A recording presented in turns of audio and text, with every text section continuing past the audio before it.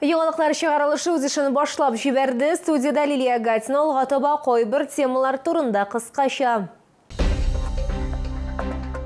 Ярты ел эчендә Татарстанда 1500дән артык юл транспорт һәлакәте теркәлгән. Моның сәбәпләре нидә? Яхшы һава торышы юл урам шелтәрен ремонтлау эшләрен тизләтергә мөмкинлек бирәчәк. Шәһәр мэры Наил Мәгъдиев төзүчеләргә тагын нинди йөкләмәләр бирде? Ярты ел эчендә Татарстанда 1500дән артык юл транспорт һәлакәте теркәлгән. Аварияләр нәтиҗәсендә 161 кеше һәлак булган һәм 1800дән артык катнашучы төрле дәрәҗәдәге җәрәхәтләр алган.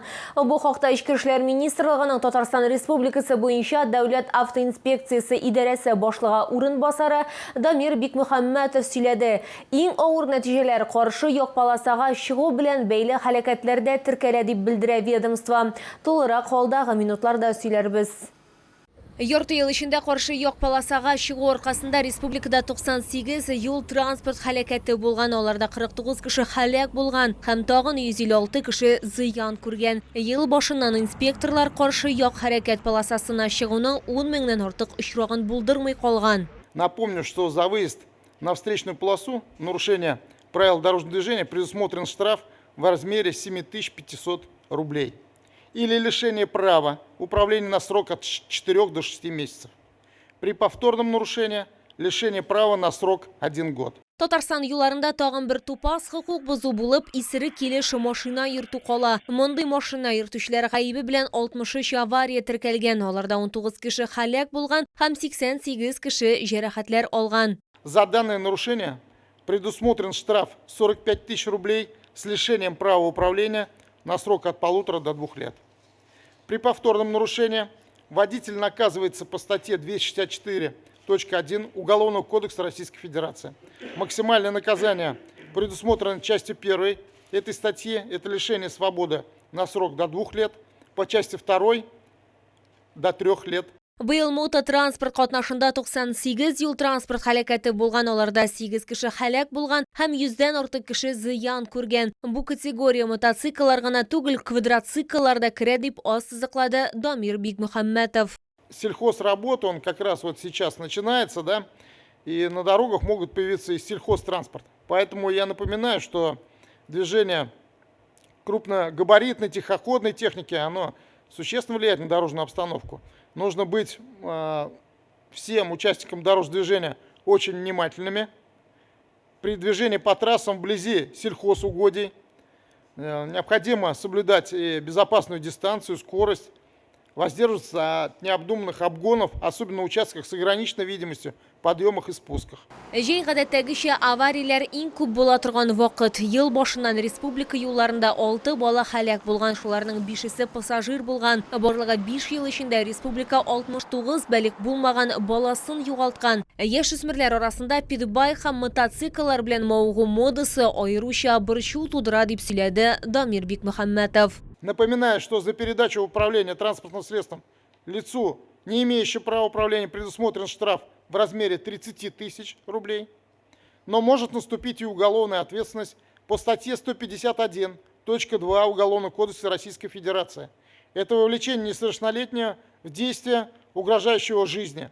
Соңгы ярты елда Дәүләт автоинспекциясе хезмәткәрләре балалар тарафыннан юл хәрәкәте кагыйдәләрен бозуның 460 очрагын булдырмый калган. Тиешле материаллар хокук бозучы баланы профилактик исәпкә кую һәм ата-ананы административ җаваплылыкка тарту өчен бәлик булмаганнар эшләре бүлекчеләренә җибәрелә. Быел 86 шундый эш кузгатылган, хокук бозулар турында хәбәрләр шулай ук баланың уку урынына да җибәрелә. Лилия Гатина, Яңалыклар.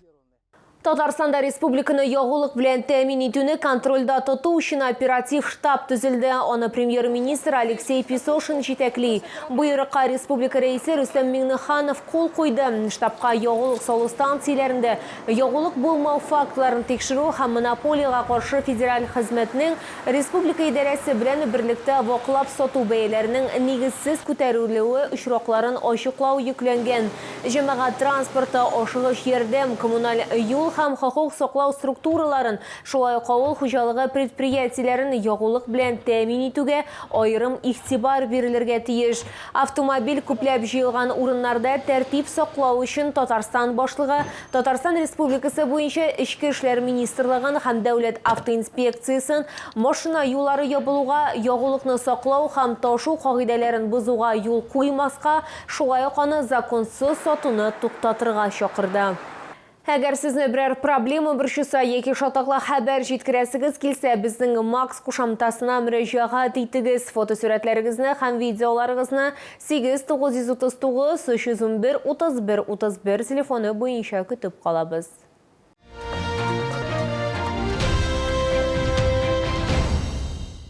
Яхшы һава торышы юл урам шелтәрен ремонтлау эшләрен тизләтергә мөмкинлек бирәчәк. Бүген аппарат киңәшмәсе вакытында шәһәр мэры Наил Мәгъдиев тиешле эшне оештыруны сорады. Шәһәр башлыгы узган атнада озакка сузылган яңгырлар яуганын искә төшерде. Шуның аркасында срокларны күчерергә туры килде. Тагын нинди йөкләмәләр бирелде? Бу хакта алдагы минутларда сөйләрбез. Шолда урам юл шелтәрләре генә түгел, шулай ук җылылык белән тәэмин итү шелтәрләре дә яңартыла. Алар буенча да сораулар бар дип билгеләде Чаллы мэры Наил Мәгъдиев. Көзге-кышкы чорга әзерлек мәсьәләләре аеруча мөһим дип ассызыклады шәһәр башлыгы. Это инвестиционная программа Татэнерго, это программа МКИ, связанная с ремонтом водопроводных и канализационных сетей, достаточно большая, финансово емкая, поэтому на прошлой неделе эти работы в силу, опять же, определенных погодных условий темпы были снижены. Просьба обратить на это внимание. Наил Мәгъдиев шулай ук су объектларына аерым игътибар бирергә кушты. Уңай һава торышында ял итүчеләр елга һәм күлләргә ешрак йөри башлый. Поэтому просьба обратить на это внимание. Особенно в вечернее время, особенно в выходные дни, с учетом всех чрезвычайных ситуаций, которые, к сожалению, имеют место быть в Республике Татарстан. Мы знаем, имеем полную информацию в этом вопросе. Су объектында фаҗига Чаллыда да булды. 15 яшьлек егет батып үлде. Ул Первая береговая урамындагы күпер янындагы причал янында җиһазландырылмаган урында су коенган. Большое количество прогулочных катеров, большое количество других средств отдыха на воде используется в городе Набережные Челны. И не только жители нашего полумиллионного города, но и гости нашего города, дети. Прокатлар Табиев һәм Тукай яр буйларында да бар. Мэр нәтиҗә ясап, әгәр ГИМСның озынайтылган эш көне кирәк икән, оештыруга кирәк дип билгеләде. Лилия Гатина, Илмира Гайнетдинова, Тахир Бекметов, яңалыклар. Җәйге каникуллар әле дәвам итә, әмма мәгариф учреждениеләрендә яңа уку елына әзерлек башланды инде. Мәсәлән, 19-нчы мәктәптә кирәк булган биналарга ремонт ясыйлар, кабинетларны тәртипкә китерәләр. Хезмәткәрләр әйтүенчә, барысында балалар турында кайгыртып эшлиләр. Бу эшләрдә кайбер балалар турыдан-туры катнаша. Барысында үзебезнең материалда җентекләбрәк сөйләрбез. Әлегә җәй дәресләр юк, 19-нчы мәктәп укытучылары вакытлыча буяучы һөнәрен башкара. Хәзер аларның төп эш фронты спорт залында җәелдерелгән. Физкультура укытучысы Венер Шәмсетдиновның миссиясе аеруча катлаулы. Ул биектә эшли. Җәйге айларда стеналар буйыбыз, чистартабыз, яңа елга әзерлибез инде. Яңартуны башлар алдыннан мәгариф учреждениесе хезмәткәрләре тулы ревизия үткәргән. Май аенда угалар барлык кабинетларны, залларны карап чыккан, кечкенә косметик ремонт ясарга кирәк булган бүлмәләрне ачыклаган. Хәзерге вакытта безнең мәктәптә яңа уку елына әзерлек бара. Бүгенге көндә спорт залда буяу эшләре бара. Шулай ук мәктәп бакчасында эш туктамый. Эшләр бөтен мәктәп буенча алып барыла, укытучыларга укучылар да ярдәм итә. Балалар вакытны файдалы үткәрүне күңелле мизгелләр белән бергә алып баралар. Үзләренең 4 сәгатьлек эше өчен алар хезмәт хакы да ала. 1 августка кадәр 19-нчы мәктәптә белем бирү учреждениесенең кабул итүгә әзерлек төгәлләнәчәк.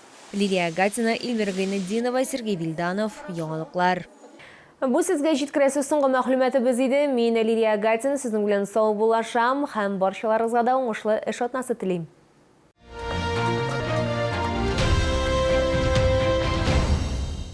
Лечение и протезирование зубов по доступным ценам. Стоматология «Улыбка». 47 13. Поставьте точку в бесконечном поиске мебели для вашего дома. Добро пожаловать в новый современный двухэтажный мебельный центр «Мебель и точка». 3000 квадратных метров мебельного пространства от российских и зарубежных производителей. Наш адрес – Ахметшина, 119А.